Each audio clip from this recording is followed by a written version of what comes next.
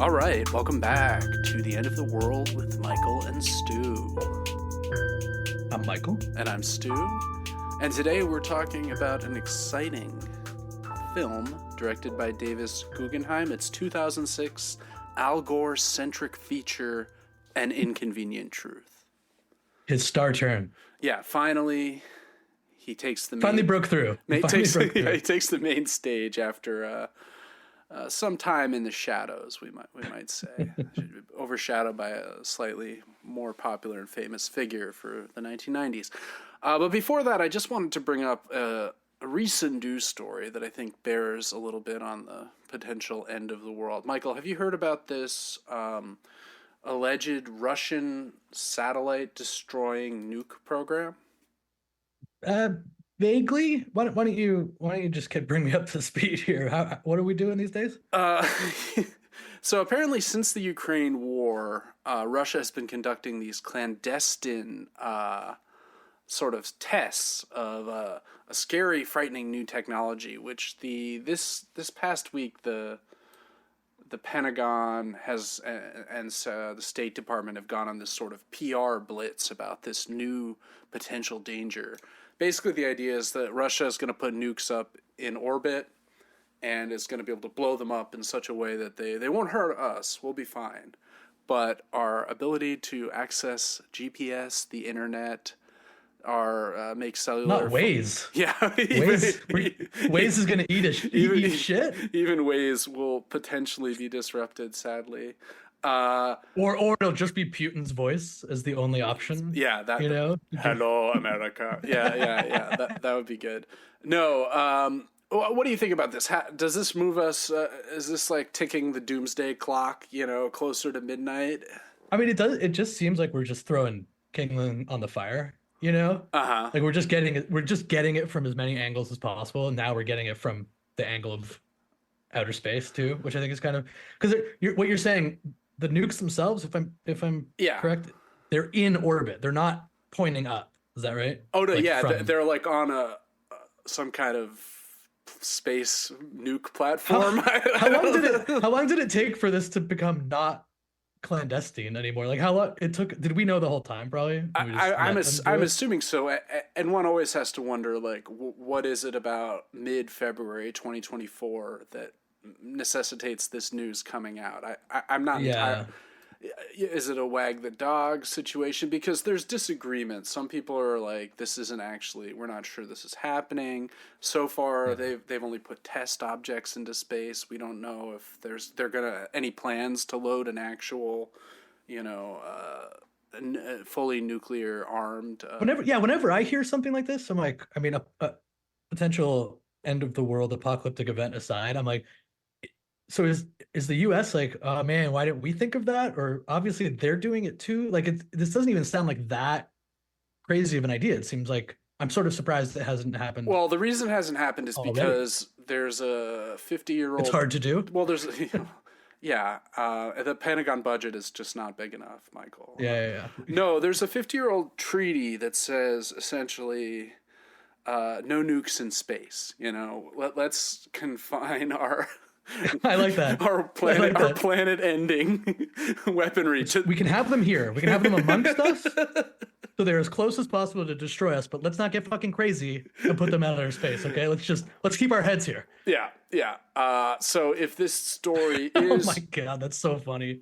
Well, it's funny that was like one of the things the USSR and the USA were like, yes, let's shake on that. Like, right? Was that like a Gorbachev initiative? It was before. It was before that. I think it was. Oh, was it? It was Khrushchev. An early olive branch. I think it was like Brezhnev era, like early 70s. Just keep this between us, okay? The moon's got nothing to do with this. Yeah, exactly. And so if Russia does this, they will obviously withdraw from that treaty, which will cause the U.S. to also withdraw, right? So basically, there's just going to be,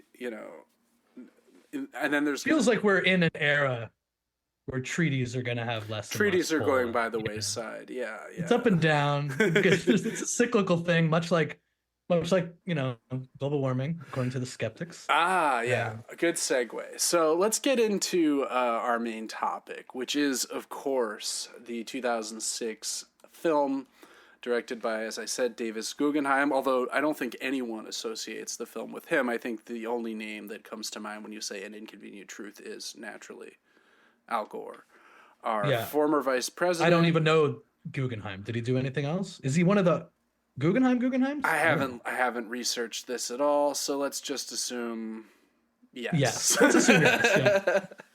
Yeah. So, what do you remember about when this film came out, Michael? How old were you? What was your life situation? I was in my early 20s, and was definitely, I think we were already getting there was a little heat in Canada at the time, I think, with like shopping bags. If we're talking about like where we were at. Oh, okay. In terms of like the environmental like banning plastic bags, that kind of thing. I can't say for sure, but I get the sense, like, this was, again, this is now 18 years ago or whatever. Yeah.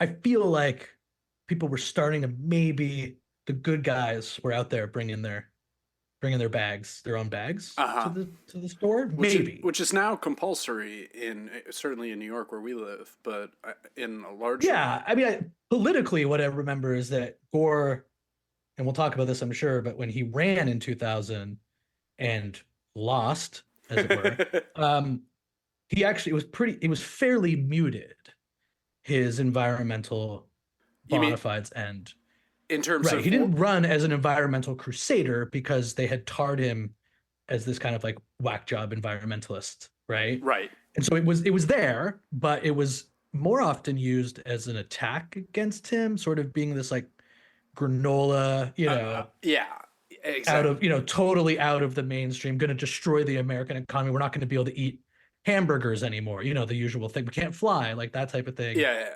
But by 2006, I think America had gone through, obviously a serious, pretty rough run, right? You had the quote unquote stolen election of 2000. Yeah.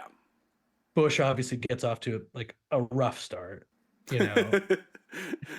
There was then we've got 9/11. Then we've got two wars. Yeah. Then we got John Kerry's unfortunate run for the White House, and now we're sort of in, this is in May of 2006. We're in this moment, I think, just before the wheels really start to come off for Bush. I think the wheels were already on their way off after Katrina, right? I think for me, Katrina is, to use a bad pun, kind of when the dam breaks for Bush and people start to see him as being an incompetent. I think you're probably right. I think that there's obviously levels, what finishes him off is breaking the entire global economy on his way out the door. Yeah, sure. Because I don't know if you remember in his 2005, like when he was reelected, from when he was like sworn in, his speech was all about like creating what he described as, and this phrase has stuck in my head for almost 20 years. I don't know why, but an ownership society. And essentially he wanted everyone in America to be able to buy a house, which mission accomplished. Buy it and then have it foreclosed upon and retaken by the bank. Yeah. So I think the timing of this is interesting. So it comes out in spring 2006. And like the environment at that point was one of the ways you could really hit Bush, just in the aftermath of Katrina, right? And that's something we'll talk about a little bit later when we get into some of the responses. What do you know about Al Gore? Well, Al Gore is probably like one of the earliest figures for me, right? Where in the sense of like, I was in my late teens in 2000. Yeah. When the election was happening. And I mean, I don't know what your recollection of it was, but like I feel like I was so much less jaded then. You couldn't vote in that election though, because you're a U.S. citizen, but you're living in Canada. So I was a U.S. citizen. Interesting story. I was a year short. I was 17, but I was living in Canada. But you vote in your last state of residency, which was Florida. So in fact, wow. My brother and my mother were actually absentee ballots in Florida for the 2000 election. That's awesome. Can't remember if my brother voted for Nader. I'm sure he entertained the idea. I'm sure he regrets now he did. That was the world ended that day when we cast a ballot for Ralph Nader. And I was like, Yeah, But yeah, that's awesome. And I remember the election. I obviously remember Gore through my youth as kind of I associated him as the figure that the media had given me. Yeah, This kind of like very sober, kind of yeah, very boring. boring, very dull, and like Yeah, you had the like who would you rather have a beer with election, right? right. Was essentially the 2000 election. But even at 17, you're like, at that time, my understanding of just the depths to which American politics were reaching. I didn't think there was any way that this Bush guy could like win. I really didn't. I was just like listening. I'm Oh like, this is well, so you're. crazy. Yeah, I. It's interesting. Gore was the first election. I'm a little bit older than you, so I could vote, and I did in fact vote for Gore. And Thank I you was for your service. yeah. It was what is it? Marine Stew reporting for duty. What was the? Yeah, that was Kerry. I know. In 2004, yeah, reporting for duty. Sorry, I've just failed Dem nominee pilled at the moment. In any case, yeah, I could vote, and unlike you, I thought Bush would probably win. But keep in mind, I went to a very conservative boarding school, and this was my first year in college, the fall of my freshman year, and I was surrounded by people basically my whole life who were Republicans. Sure. And so I remember being not so many of those in suburban Ontario. No. I remember being at least at the time. Now they're all like that. So. Yeah. I remember being even in like 5th grade in Connecticut, in Fairfield County. We had the '92 election. We took a class poll, and everyone in the class voted for Bush, and including me, because just peer pressure. The first Bush Senior, and the only people to vote against were the teachers. And I remember at the time being like, why did the teachers not like President Bush? Like what, Union scum, said 5th grade Stu.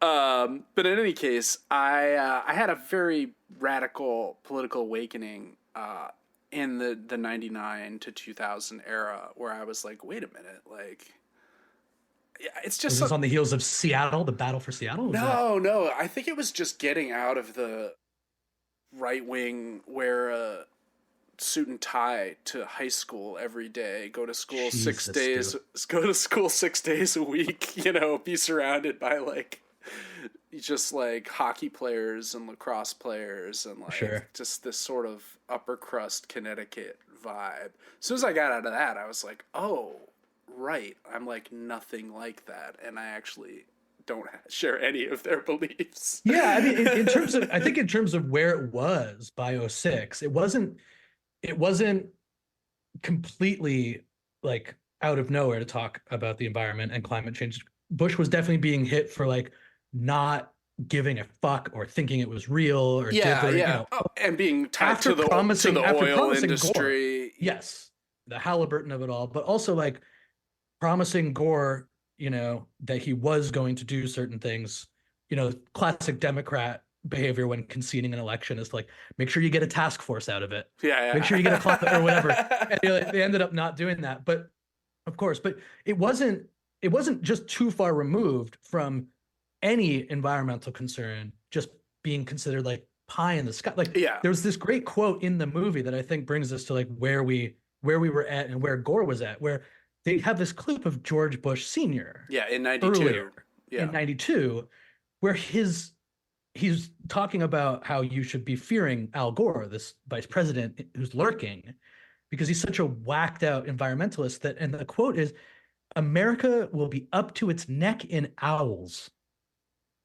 That was his critique of Al Gore. I don't know what that referred to. I think it's probably environmental protection of species sort of thing. Sure, anti-business, I think maybe it means. Well, that was because he also says that no one will have a job, right? I think that's the second part of the quote. Right. It's the idea that there'd just be owls everywhere because Al Gore made it that we couldn't put up walls. Kind of a psychedelic image in a way, right? Just it's so funny. The world it's over. So funny that just you're running as the owls. Yeah, how do we hit our base? Tell them we'll be up to our neck in owls. That'll scare the shit out of them. Yeah, and I guess that's why not even a threatening animal, Right. just Not owls. like bobcats or Mm. cougars or something. Like, yeah.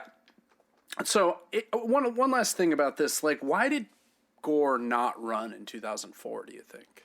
I mean, he won the popular vote by many accountings. He actually won the election, and the Supreme Court sort of pulled it out from under him. What do you think the calculus was in 2004? Well, I mean, again, I think that this whole era that we're talking about is really, there's this interesting book that Mike Duncan did, right? The Storm Before the Storm, Oh I think yeah, it's called.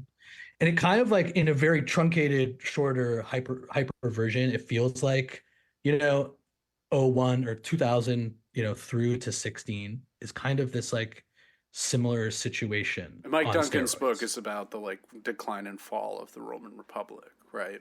Yeah, Where you have this right. And so series of Sulla, Cinna, Marius are like going at it, and right, then right. Caesar and Pompey and those guys are the next Yeah. generation, and they really like kill it. So you're saying that this was like a run up to the kind of It's like this, right? It's this hyper heavily polarized mediated, right? Trump. We're getting all of these the 24 news cycle, a generation of that coming home to roost since like the Gulf War.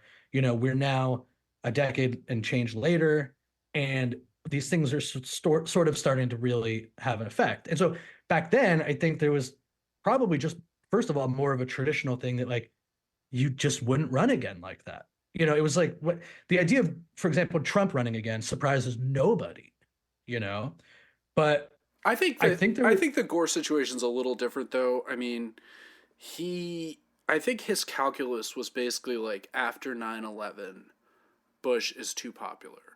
That there's been too much of a swing behind him in the aftermath of and that he didn't want to like step on that. I think well, I think I there's think like a that's, weird misguided patriotism at play is I what think I'm saying.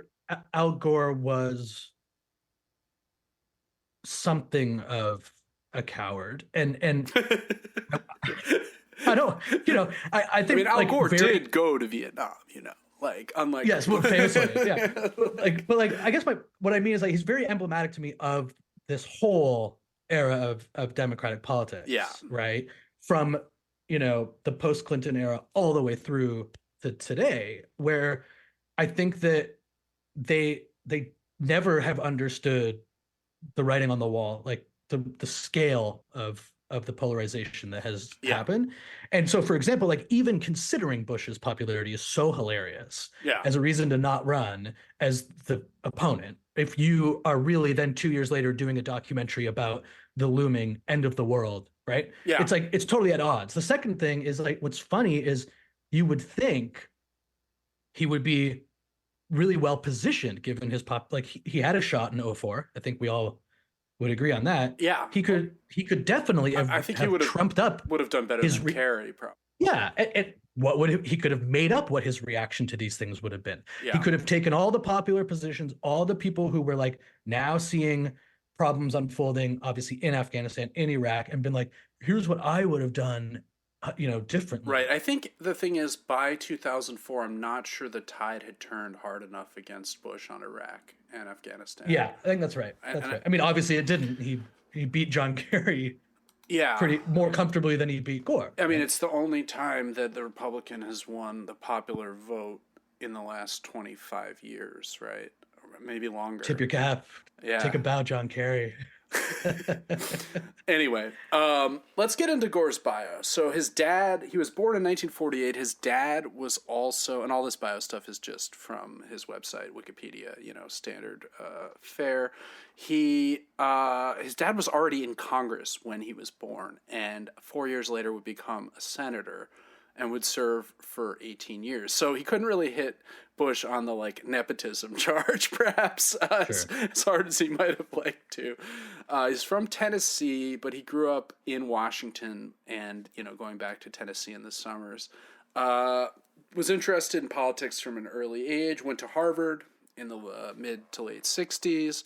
Famously roommates with actor Tommy Lee Jones while there.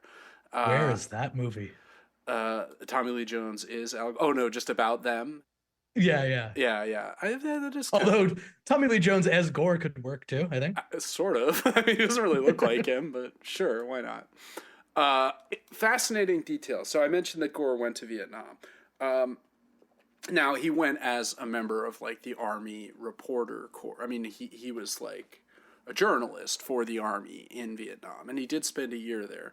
But he opposed the war as a undergrad at Harvard. He opposed the war, but he also opposed the protests against the war.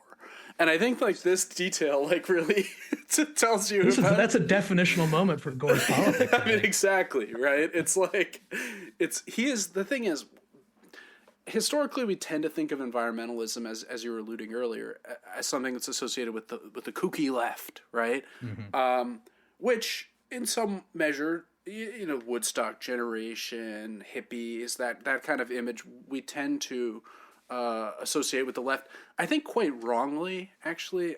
This is a long argument that I'm having with myself primarily. I don't have too many interlocutors on this one.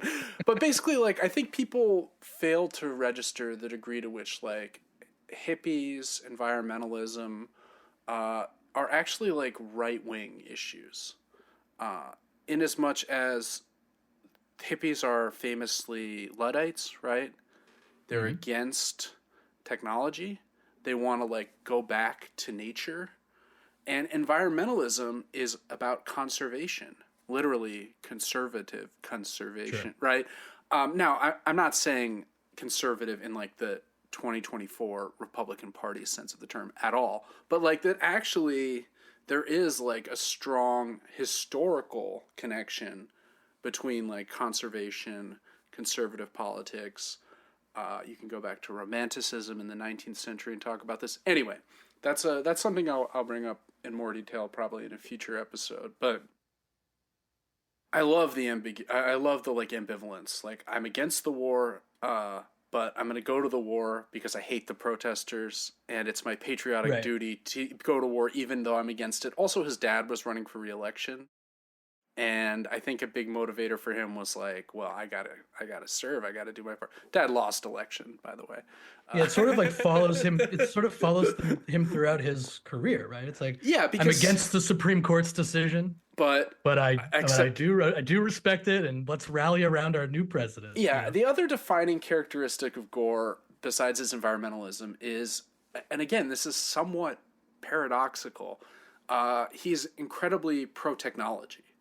Right, he was a big backer, famously, of bills that led to the creation of the modern internet in 1991. Once he had become a senator, he backed he invented. Well, we'll get to that in a second. The High Performance Computing Act of 1991. He led to like the expansion of the existing sort of ARPANET into what became the modern internet, essentially. And some people claim he even coined the phrase, although there's debate about this, the information superhighway. I don't know if you remember that gem from the 90s. Of course. But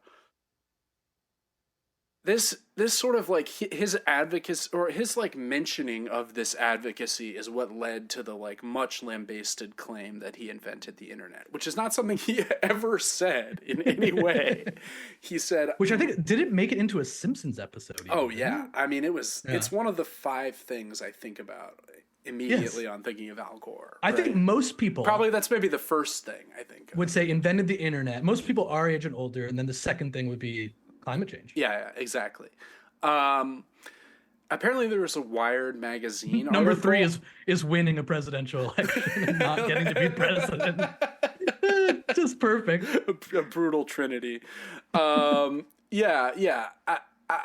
He didn't say this, but it was a good example of like, you know, Gore was like,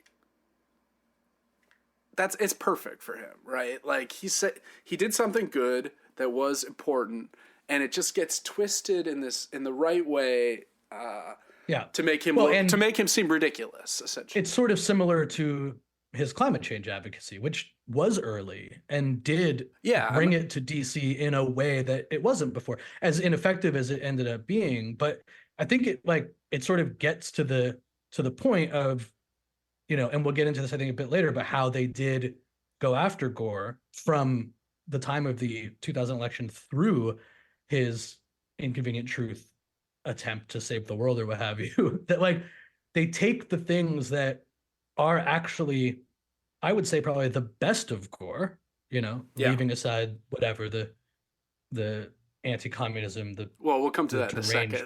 Pro-capitalist, yeah. But the things that like actually kind of were interesting about Gore and turn them on their head and put them into this character of dull, out of touch, totally self-satisfied, no clue about, the world, as it were, wanting to take credit for things as a vice president that he shouldn't. And it worked. It's very similar to, what the right-wing media ecosystem did with, it's totally different in the way they attack them, but Hillary and swift boating with John Kerry, all in the same era of like, this is, working against these people so effectively. And what they found with Gore was to make him look like this out of touch, like a robot, elitist, which he was. We'll get into. He was out of touch, right? Yeah. But like, not in the way that exactly the way that they were. It's like a wildly effective. Yeah. Tactic. So I skipped over some stuff. Basically, Gore goes to Congress late 70s, becomes a senator mid 80s. He runs for president in 88 and finishes third after Dukakis and Jesse Jackson. People forget that Jesse Jackson was the runner-up in that Democratic primary. Gore viciously attacked Jackson throughout his campaign. Stunned to learn it. Yeah. He said that Jackson, had embraced Castro and Yasser Arafat. And Gore defined himself as a Southern moderate. And he was like, there'll be no federal funding for abortions, He also was the one who discovered the furlough program in Massachusetts, the infamous Willie Horton ads that Bush would then... No. Yeah, this is what always happens. His team did. Yeah. Like, I like the idea of Al Gore being like, I invented the Willie Horton ad. he's like he's in the archive, like going through newspaper clippings, doing the B-roll. He's looking exactly. You mentioned his early advocacy because he published in I think 1991 a book called Earth in the Balance, which was about global warming. 1991. That's like way ahead of his time, and the book was actually a bestseller and had a big audience. And he called for a Marshall Plan, as he put it, to respond to global warming and other, which is kind of a forerunner of the... think outside the box at all. Well, it's a forerunner of the so-called Green New Deal, in a way, right? Like this idea that we're going to use strategies that were successful in previous crises and then we're just going to repackage them. I mean, everyone does this, right? This is like American politics. He interestingly was opposed to climate adaptation on the grounds of it being lazy, which is hilarious because it's like climate adaptation, meaning like sort of like mitigating steps that's like incremental, as opposed to like tackling the problem head on and like really trying to radically solve the. And he says it's lazy. It's like, Mr. Gore, do you want to see lazy? Like, look at the subsequent 35 years of policy choices. It's like, what if we just didn't tackle the problem and we also didn't... And Gore's like, well, at least we're not doing climate adaptation. Yeah, like, what if we did neither? Right? Yeah. So, obviously, as vice president, he was sort of elected in 92. Very much overshadowed in the early going by Hillary. I don't know if you remember this, but Hillary got that big... she felt like the main behind-the-scenes figure. Well, she was the first lady to have a substantial kind of policy brief, at least for a while. And, like defended Clinton during the whole Lewinsky thing. He's like, he's my friend, and I believe him. Were they friends? Bullshit. Well, the interesting thing is they were... both Southerners. They were about the same age, right? Yeah. And this really went against the kind of historical model, which is like you do vice president should be like either older or younger and like regionally distinct. Yeah, some right? sort Like, of necessary geographical yeah, location. Sure. which just in the nature of electoral college, etc., makes sense in theory. But they bucked the trend and were elected twice. So, Yeah. The whole Lewinsky thing is fascinating because I remember in high school, once again, all the students were conservative, but the teachers were all radically left wing at this conservative boarding school I went to. And one of our teachers was like it's very funny, so outraged by the Lewinsky thing. And he got up and he made this like speech about how, and this guy was like a hardcore lefty. He'd like published a book about direct action in the 60s and stuff. And he was like, I just hope that President Clinton will wait to resign until a certain date, because then we could have 10 years of Al Gore as president.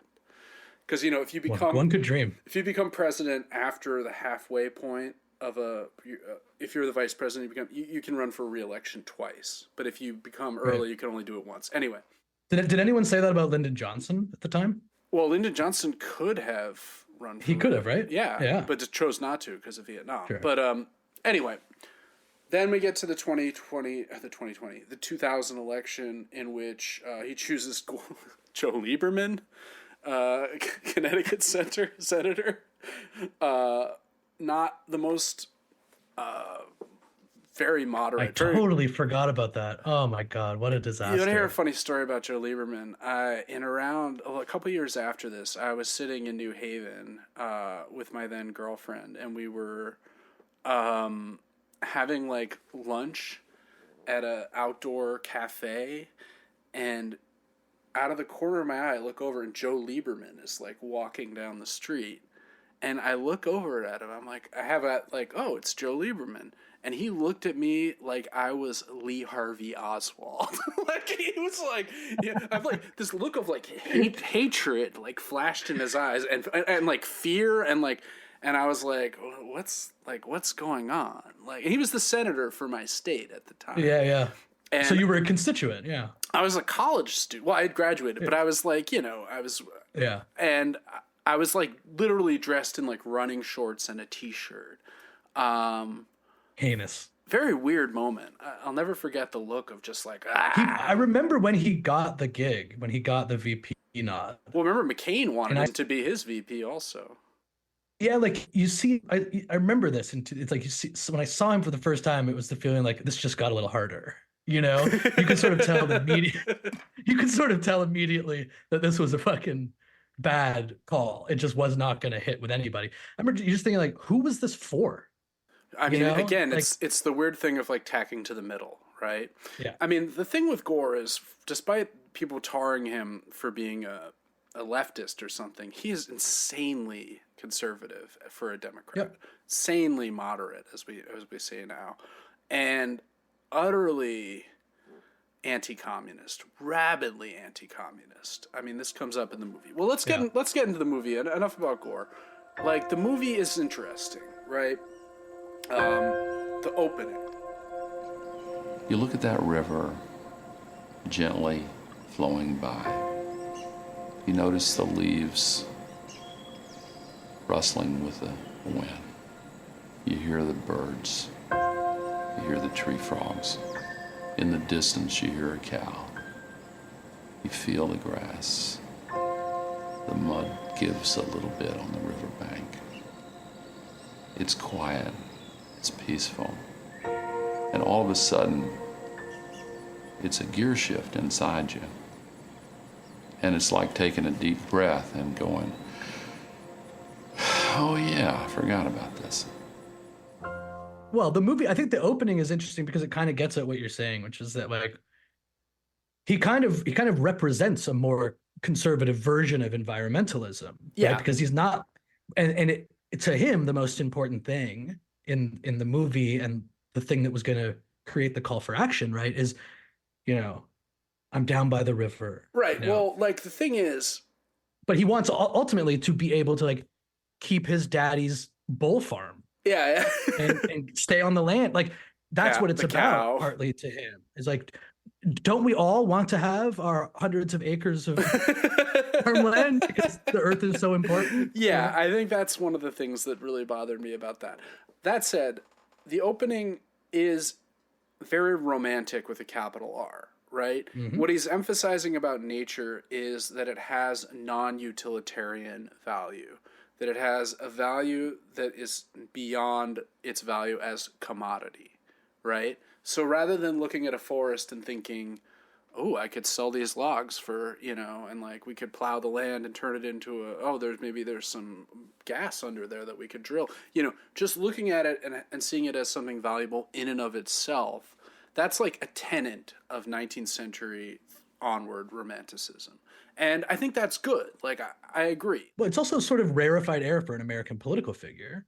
In the 21st century. Yeah, to articulate that sort of thought instead of, the thoughts that come later in the documentary. Yeah. So he says the great line, I'm Al Gore. I used to be the next president of the United States of America. And then people laugh and he says, I don't think that's very funny. But it's, which is great. I mean, even the line that I remember that line from watching the movie the first time. Like, I'm Al Gore and I used to be the next president.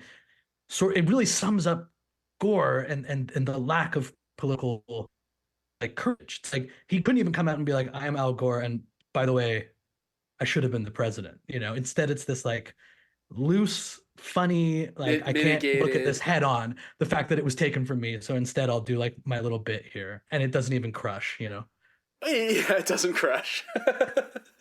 I mean, imagine that's the best, because they filmed a lot of these slideshows, right? Yeah. And that's the best. They're like, all right, we gotta go with that one. After his little intro stuff, he starts the film with a picture of the earth, right? He takes us out. One thing the film does a lot of is it moves from the very personal, intimate, usually centered around Gore and his family, to the macro perspective, talking about tens of thousands, hundreds of thousands of years. These global, pulling all the way back, looking at the image of the Earth, the first one that was taken from space, that you could see all of the without any of it in shadow, right? And he's not super funny, but he is funny enough for what the film and the presentation needs him to be. Interestingly, my dad, I think in the late 90s, went to one of those Friars Club type political events, and Al Gore was the featured speaker. And he came back, and I was he doing a set? Yeah, basically. It wasn't but it was a political dinner where where politicians get up and make self-effacing speeches, I'm sure it wasn't Seinfeld 1988 or whatever. Yeah. But my dad said Gore was very funny, and I remember thinking at the time, what? Yeah. But I think Gore is more.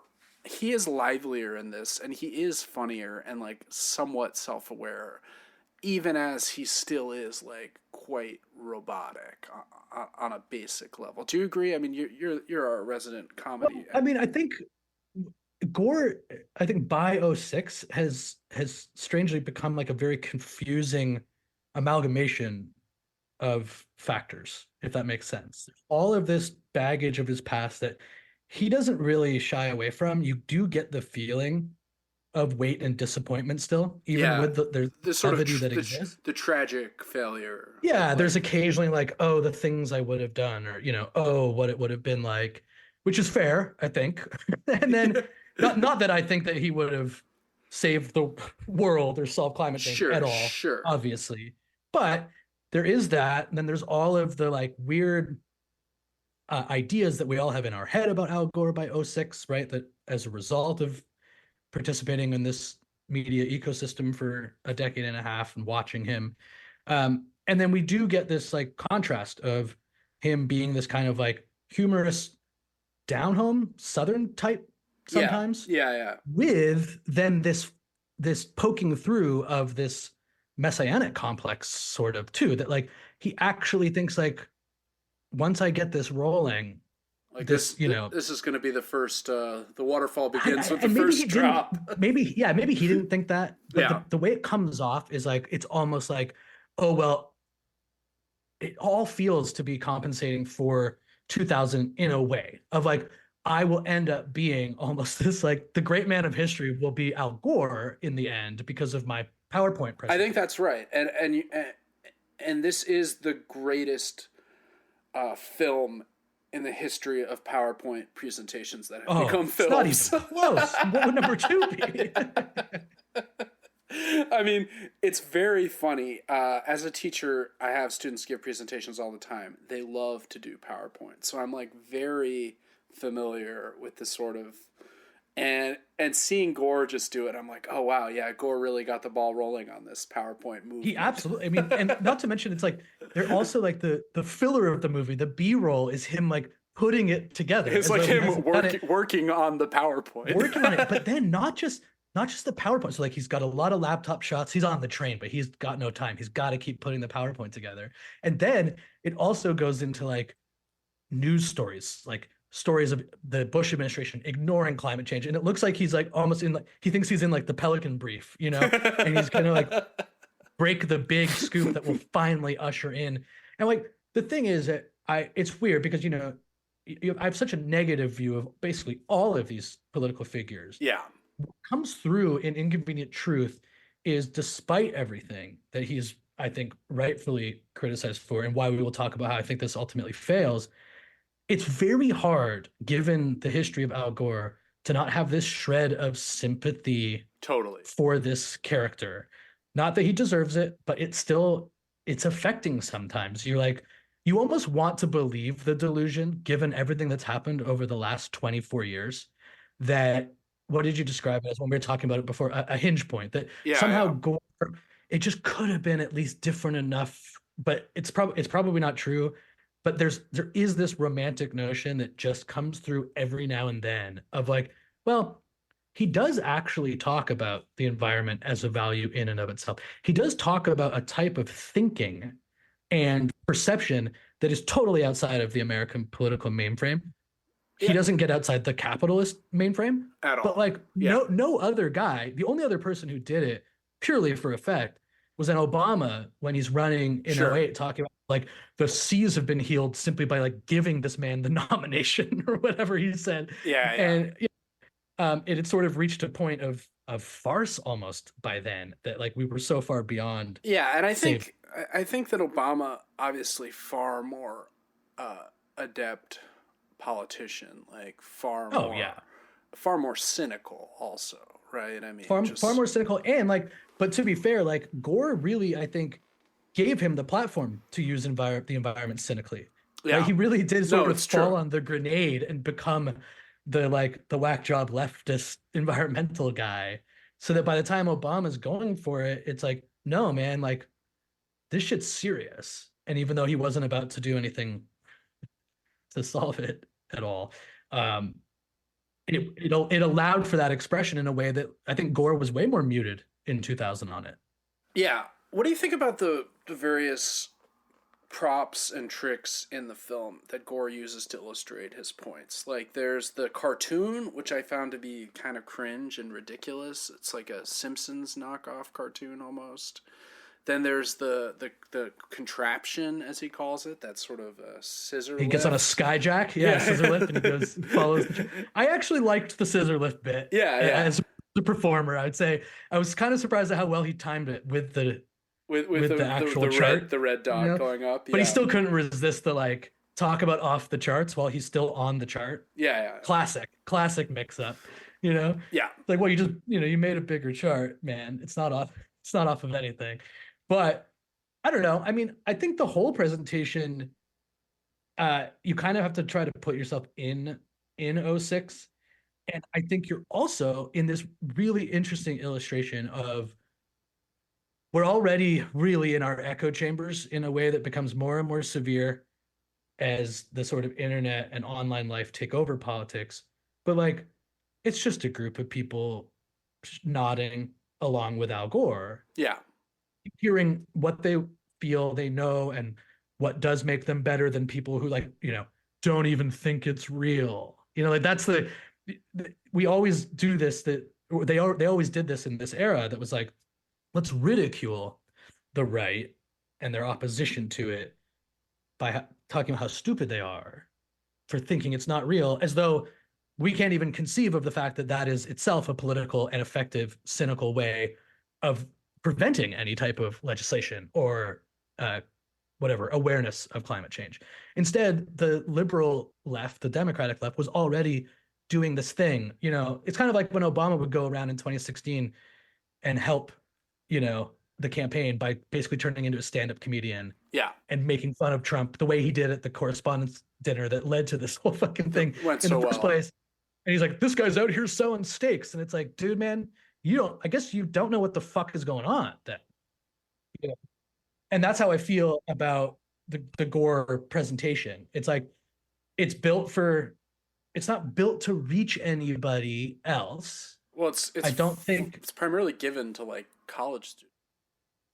Right. But the only way that he thinks of branching out into anything outside of the 51% or whatever people who voted for him is to assure everybody that their economic success and life would not be disturbed under any situation as long as we got going. Yeah, we'll come back to that at the end, but I think the thing that I was really struck by is, despite everything that had happened to him in his career, Gore is so naive, right? There's just this tragic naivete. He says once he learned about climate change in college and then, followed it through his early time in Congress and the Senate, he has this thing where he's like, I'll just bring the scientists in and we'll like tell the other congressmen, and then America will like get in gear, and democracy will like do the work. Awareness equals action. Yeah, which is classic flaw of liberal politics. Yeah, it's not how things have been trending, right? I mean, even when you have Trump be like, yes, and like these great vaccines I did that. Even then, like his followers still hate them, right? I mean, it's that's right. Like there's no there's no body of proof that this type of thing can work without any institutional analysis, which is kind of what the Democrats have always tried to do, right? What do you mean by institutional analysis? Okay, so how do I explain this quickly? I would say that from the likes of Gore all the way through, the way to, for example, go after the skeptics is to talk about the people who don't think it's real. Or, there's only a brief moment in the documentary in Inconvenient Truth where he has the one quote that shows that there are these industries and these powerful people behind the distortion of climate science that says, like, we want to position global warming as a theory, not as a fact. Yeah. Okay. Now, he says that that's what's happening, but he doesn't address then, like, politically what you need to explain to people at all, which is you are not fighting an election by voting against someone who is so stupid they think climate change isn't real. Right. You are fighting a political battle. A literal cabal of corporations that have conspired. You're talking about like a concentration. I mean, it is, ironically, it is a conspiracy. Well, right. And this is something that in every single issue of my lifetime, it feels, the Democrats have never come to grips with. So instead, they're out, Pete Buttigieg is out there being like, well, yeah, we want healthcare for everyone, but man, there's a lot of people who like their job, their employer healthcare. Got to take care of them. Let them stay on their plan. And you're like, you're a fucking idiot. That's like, not the political battle. What are you talking about? Right. Yeah. There's an entire body of our political structure that is designed to make sure we can't go to the doctor for free. No, or can't go to the doctor because of the government. Yeah. And this is the same way with climate change. And they have done this for a very long time. And when you watch Inconvenient Truth, it's kind of like a real perfect distillation of that. Because he is doing some things that some people, we'll talk about some reviews, I think, soon, but talks about some of the distortions he made, some of the hyperbole he chooses. Frankly, I don't give a fuck about that. I really don't. But he then cannot actually get through the looking glass and be like, so how does this work? And instead, well, we can get into that Yeah. So, One other thing I wanted to talk about was just Gore always like frames things through his individual experience, right? Even when he talks about writing his like son had was hit by a car when he was a small child, and while the kid was recovering, that's when Gore wrote his first climate change book.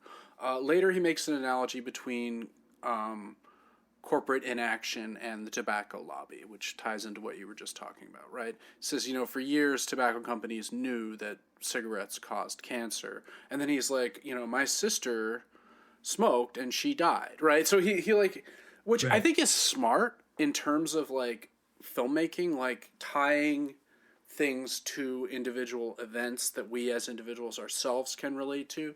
But it kind of comes back to that thing the theme of this show so far, which is this like constant need to focus on like the individual and this inability to reckon with the necessity of collective action, right?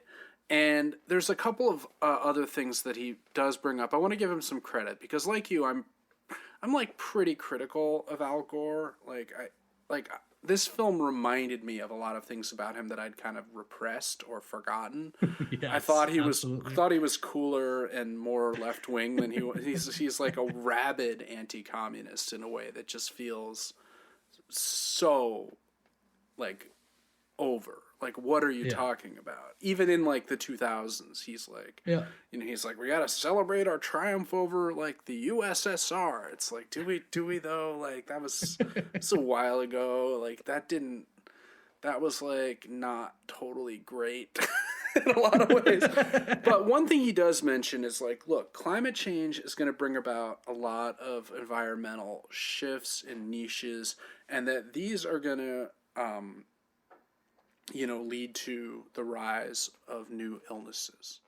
There are a lot of vectors for infectious diseases that are worrisome to us that are also expanding their range, not only mosquitoes, but all of these others as well. And we've had 30 so-called new diseases that have emerged just in the last quarter century.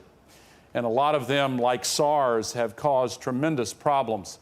The resistant forms of tuberculosis, there are others. And there's been a reemergence of some diseases that were once under control. The avian flu, of course, quite a serious matter, as you know. West Nile virus, it came to the eastern shore of Maryland in 1999. 2 years later, it was across the Mississippi. And 2 years after that, it had spread across the continent.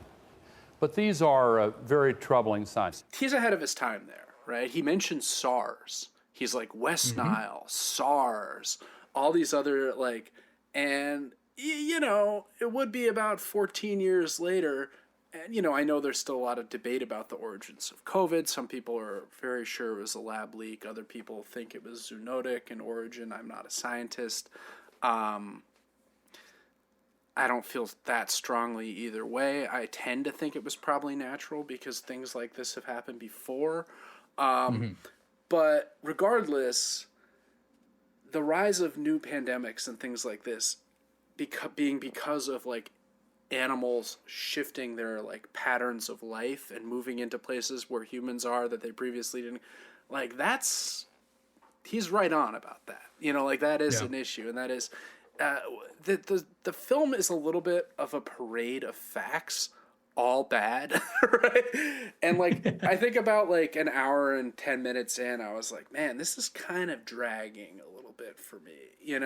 It's just like punching you over and over again with like. Well, it's an interesting thing from a filmmaking perspective, is I think that if it was actually a presentation, it would be shorter, but because they're putting it in theaters, you have to remember this was like pretty successful at the box office. Yeah. And it made and so like $50 million. you could feel that they were stretching it. Yeah, you could feel they were stretching it to make sure it was like came in at 80 minutes or whatever, so that it could be a movie. It could be up for Oscar.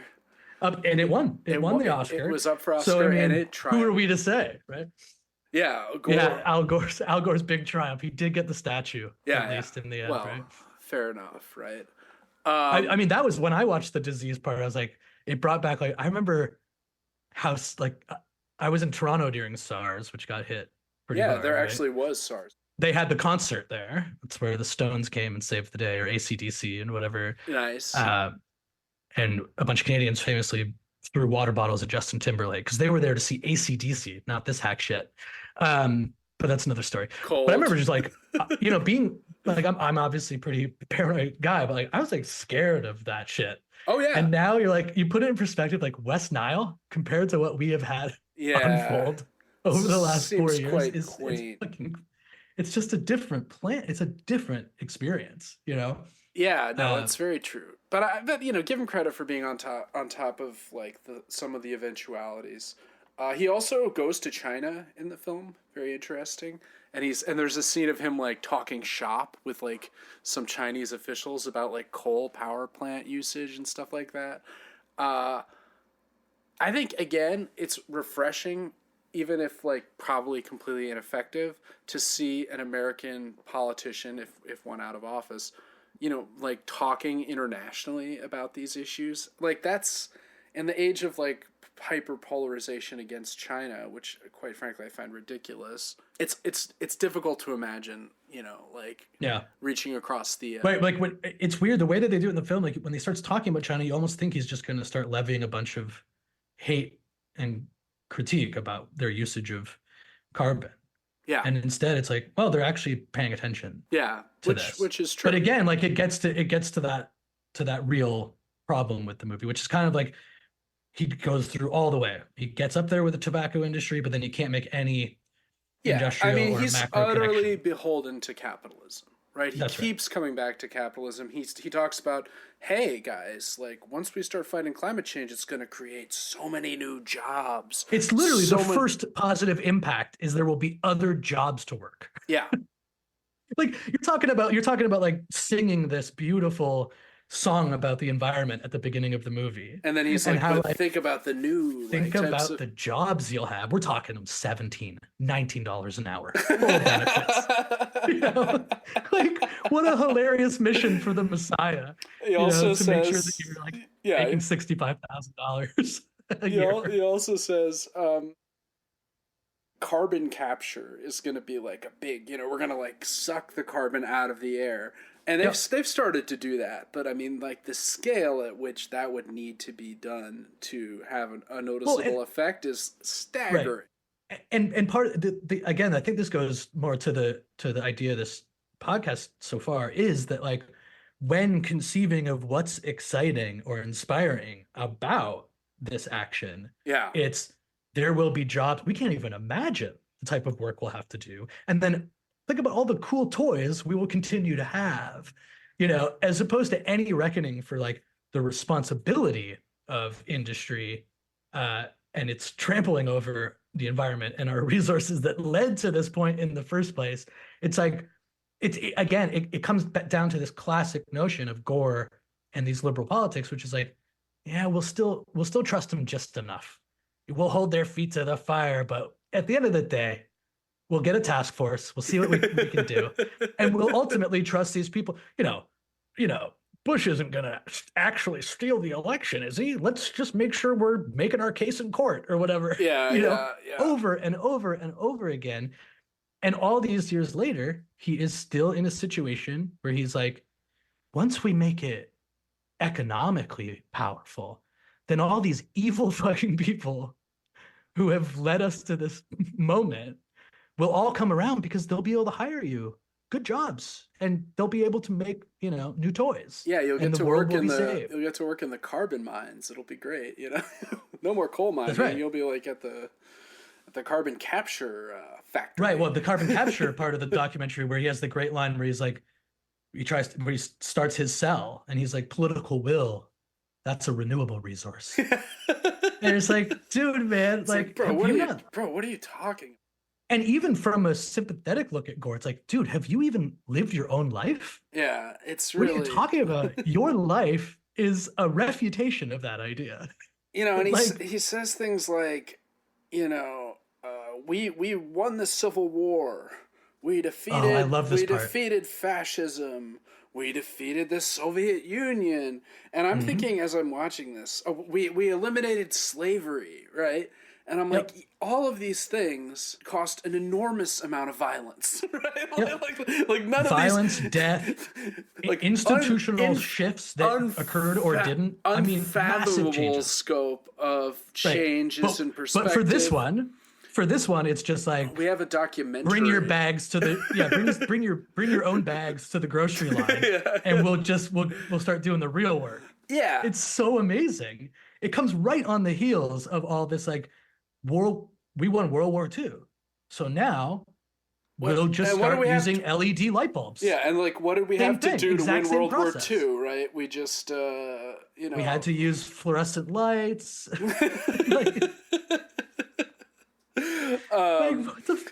So I mean, just kind of wrapping up, like he ends with the famous pale blue dot photo of the Earth from millions of miles away by one of the Voyager spacecrafts, right?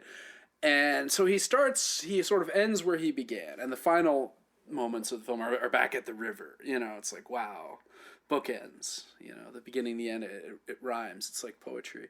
We'll save the cat moment for Al Gore. What do you mean? You got the mirror image at the end of the movie. Oh yeah, exactly. He's the kind of guy who I think the presentation is good. Like, he was right about a lot of the stuff. Most of the facts in the film are correct or have been borne out by what's happened since. Some of them are exaggerated. We'll talk about that in a second. But like, he's this kind of guy who like opposes the Vietnam War, but goes anyway to help his dad get reelected, and then the re-election fails. It's like he accepts, like we've been talking about, the Supreme Court, and once again, the movie ends with like a call to personal action that is like, always. That is like what we've been saying. He's like, limit power usage, like turn the water off while you're brushing your teeth. These kind of... And the last thing I would say about that is that, like, there's two things. One is that you're right. He makes this sort of almost objectively like compelling case for the need to action. But the ground has shifted and people are already not listening. Yeah. And I think that's what you start to realize watching it back. Yeah. In retrospect, where we were in 2006, maybe you thought that a figure like that might help some, but the fact of the matter is the wheels were already moving so far away from this type of action or politics. And the second thing I would say is that, he is lost in this trap of thinking things are possible while proving that they are not possible. Yeah. Right. And when it comes to the call for the individual, I think that sort of sums up the last 20 years and gets at what I think about all of this, really, which is that even people listening, once they get to that garbage about your shopping bags and your light bulbs and all, remember he had the list of all the ways that would eat into carbon, which is like probably somewhat true. There's no doubt that if every individual acted in this specific way, it would have every individual acted every individual as a group. But, right. But what it does is it makes people realize that that's not going to happen. And at a level, even subconscious, they know that type of thing is not going to happen. Yeah. And it's in concert with this feeling that the real change, the institutional change that doesn't even get addressed, never mind fails or doesn't exist, is impossible. And so that's why you get like, it's very easy, I think, with climate change to be like, why are we not doing anything when we all know that like we're fucked, or at least many millions, billions of people maybe are going to be seriously impacted. And I think that sadly, that's part of what it comes down to, is that like the desire or will to do anything individually is even further eroded because there's no sense of any collective action being, manifested or political action being possible. No, I agree. I think that's well said. Let's talk about a couple of the reviews. So Ebert, big time lib. Let's talk about Ebert. Let's definitely talk. We're in 2006. Let's talk about Ebert. Yeah. He says, what can we do? This is from his review of June 1st, 2006. Switch to and encourage the development of alternative energy sources, solar, wind, tidal, and, yes, nuclear. Gasp. Gasp. Yeah. Move quickly towards hybrid and electric cars. Pour money into public transit. Subsidize the fares. Save energy in our houses. All right. The public transit stuff, hybrid cars, energy source, that's all good. Save energy in our houses. Again, yes, if everyone does it, great. But on a case-by-case basis, not that much. He says, I did a funny thing when I came home from seeing An Inconvenient Truth. I went around the house turning off the lights, which I think is great because now I'm just... What a great line. It's like, also the idea of him being like... I'm just picturing... trying to portray that he's been like radicalized by the movie. turn the lights on. Roger Marx Ebert has emerged from the theater, but it's like, first of all, it's like funny to think that he didn't know to turn the lights off. Well, that's what I'm thinking. I'm also just so picturing funny. Ebert's like mansion just aglow at like 3 a.m. There's just like every light is on. Right. It's like sitting on a hill. It's like, oh, that's the old Ebert place. Yeah, he doesn't turn the lights off. Date night. He's come back. Yeah, he's had a great time at the movies. I mean, all of these things. It's funny. It's like all of these very base ideas that he says in his review of the movie, like just pouring money into public transit. Not a bad idea. How's that going? How have we been doing? Oh wait, are there any billionaires that are like directly trying to subvert that with pie in the sky nonsense? Let's look at A.O. Scott's take. He says Gore's presence, this is also from around that same time in the New York Times, Gore's presence is in some ways a distraction since it guarantees An Inconvenient Truth will become fodder for the cynical, ideologically facile sniping that often passes for political discourse these days. Just wait, A.O. Scott. It's not getting better anytime soon. But really the idea that worrying about the effect of carbon dioxide emissions on the world's climate makes you some kind of liberal kook is as tired as the image of Gore as a stiff, humorless speaker. Someone to make fun of rather than take seriously. This is not everything you need to know about global warming. That's the point, but it's a good place to start and to continue a process of education that could hardly be more urgent.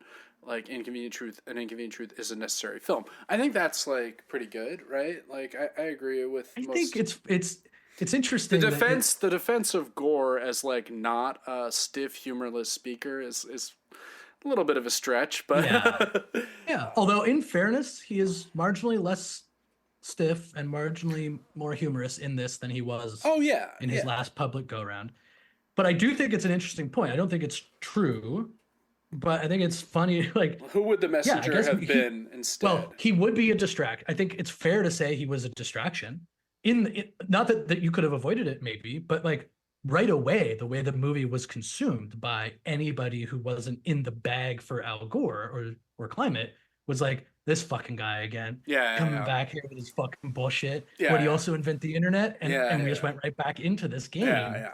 That's what I meant earlier when I said like it's not changing hearts and minds, right? Like he's right. The question is like what changes hearts? It's like who is the host? Who? We were talking off mic, like right. This isn't like a TV show, so it's like you can't have Tom Brokaw and hope to win an Oscar. No. What about Dan Marino? I mean, I think. What about or just like each act is done by a different retired NFL quarterback? Joe Montana, Terry Bradshaw I think would be very good in this role. And then like Hulk Hogan. I've always felt like Terry Bradshaw and Hulk Hogan were kind of similar. Well, I think I don't know. I mean, I would say Michael Jackson. Maybe Jackson was still alive. I mean, he had that heal the world, Free Willy stuff, right? This is in his wheelhouse. I think like maybe Jackson for the soundtrack. Oh, sure. We get the Free Willy like da-na, da-na-na-na-na. Would have been like a nice way to end it. Please. But this is maybe a shameless segue, but I actually do think that like a Hollywood star maybe still would have been like Costner. You bring Kevin Costner into this. You get those good looks, the jawline, and he's speaking Al Gore's words. Maybe that does better. Because now all these years later. He's got Yellowstone. For a lot of those people, he's on the right side of history with his. Yeah, I feel that. What about the detractors to Gore? Well, there's Greg Easterbrook in Slate. Dings Gore for, he says, We have to spend too much time trying to impress us with the Ask Mr. Science side of Gore's personality. Love it. Yeah, perfect. Fewer details might have made the movie more effective, especially given that some of the details are off. And he points to, like, one of the big pieces in Gore's thing is, if we don't do this, like, the 9/11 memorial is going to be flooded. Yeah. Which is like an amazing moment. Just so wonderful. It's like we didn't save them on 9/11, and now we can't even save their memorial, right? It's this weird and it's like if we don't stop he's climate like digging change, then bush. it will have happened. Right, he's like digging bush also. So that's like an example of like maybe right, and the map they show, the water envelops the memorial only, right, and briefly. that is pretty hyperbolic.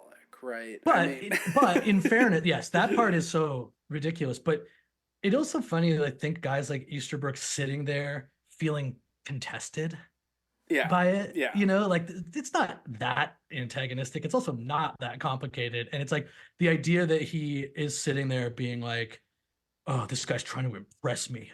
Fuck him. Is like such a weirdly juvenile thing to do when taking in this piece of media. Yeah. Oh, look at Mr. Science up there. I feel uncomfortable. I'm being threatened or whatever. And then to go all the way, Rush Limbaugh refers to the film as a award-winning science fiction thriller, which is great. He definitely gives it the props of winning awards, though. Oh, of course. Status mattered to Rush. Remember, Rush wanted to be on ESPN, right?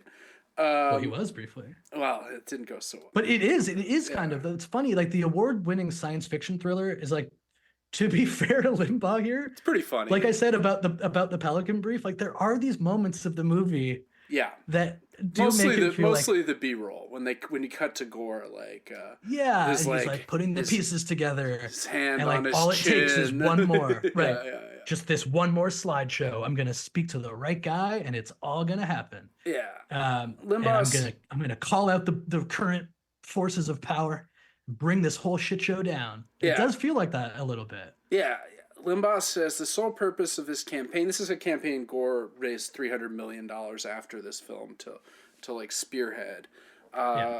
And Limbaugh's like, this is from 2008, I believe. Global warming is the whole purpose of this campaign of man-made global warming is to convince more and more Americans and citizens of the world to turn over more and more of their liberty to big government, to allow big government to have more and more control over private sector businesses. It's nothing more than a disguised government expansion program, typical liberalism. Really? Like, I wish liberalism was like doing government expansion. Like, well, that's what my whole experience with the right-wing media. It's like, what are you talking about? They describe a boogeyman that I wish existed. Yeah.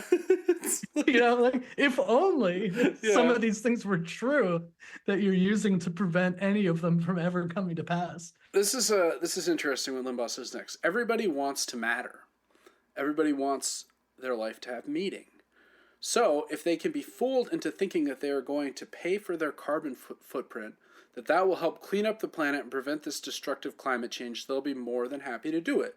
Meanwhile, the people who they're paying will be laughing all the way to the bank because it's just one of the biggest scams to come down the pike. The one thing about this that to me is encouraging is that Gore's movie didn't do its job, and all the free publicity and all the propaganda did not do its job. Otherwise, there would be no need for this 300 million campaign. Like, Rush, I love the fantasy where like one movie just like solves climate. Like what? Of course. After you go see the movie, you come out and you have to start paying your carbon footprint. Yeah, like what? I don't know. It's pretty Well, but again, like what's interesting is that like there's something in there about people kind of getting fooled into thinking that small individual changes are all paying for their carbon footprint needed. will solve all of this, and that's kind of funny. But it does also seem like, you know, when all of these things that both Rush Limbaugh are like, they're coming for all our freedoms, there's going to be more state control. And on the other side, Al Gore being like, don't worry, there won't be any of that. We're still going to get there. And then you look at him praising China and showing the chart of like the mileage standards that they already have. Yeah. And you're like, oh, you know, does that have anything to do with state controls? Or was that they all just came together because they watched Inconvenient Truth before it came out. Yeah. They got the like Right, it was the like first cut. Wait, you mean these strong regulations? Were they just the business just like submitted to them willingly? No, they just everyone in China just loves their rivers so much and the distant calling of cows in the background that they were so romantically affected already that they decided to have higher mileage standards. And I think that's like funny that at the end of the day, you listen to Limbaugh and you listen to Gore, they're not actually at complete opposition. No, they're not too far apart in weird ways. I agree. Just wrapping up, there was a sequel to Inconvenient Truth. Maybe you heard of it. Probably not. I feel like it got called Truth to Power. Yeah, and it's called an inconvenient sequel. Like, yeah, what is great. this? Like Naked Gun 2.5? Like, what are Yeah. like what are we doing here? Yeah, it made $2 million as opposed to the $50 million. I honestly before should have got like an expanded Inconvenient Truth universe would have been funny. Yeah, but I guess it was too early for that. No, 2017. Like that was. I guess they were. That was like doing underway. Yeah. Yes, you're right. You're right. I never heard of this until I started researching for this episode. Like, kind of hilarious to have made such a splash, and for the sequel to just be like, yeah, we already know. I mean, also like pretty emblematic, right? Yeah. It's like you're 11 years later, and well, it's Trump. Trump had just come into office when this came out. Well, and nobody gives a fuck about Al Gore. Sorry, in 2017. No, it's true. I mean, to me, wrapping up, it's like I come back all the time to the title, right? An Inconvenient Truth, and it's sort of like it seems like a very Al Gore and American notion. Convenience. That the looming end of the world and swallowing up of land by the imminent sea rise, and just a little inconvenient. Don't worry, let's not lose our heads. Few things we're gonna have to start doing, and it's all couched in the language of convenience. Yeah, it's too perfect and kind of too tragic. Yeah, I agree.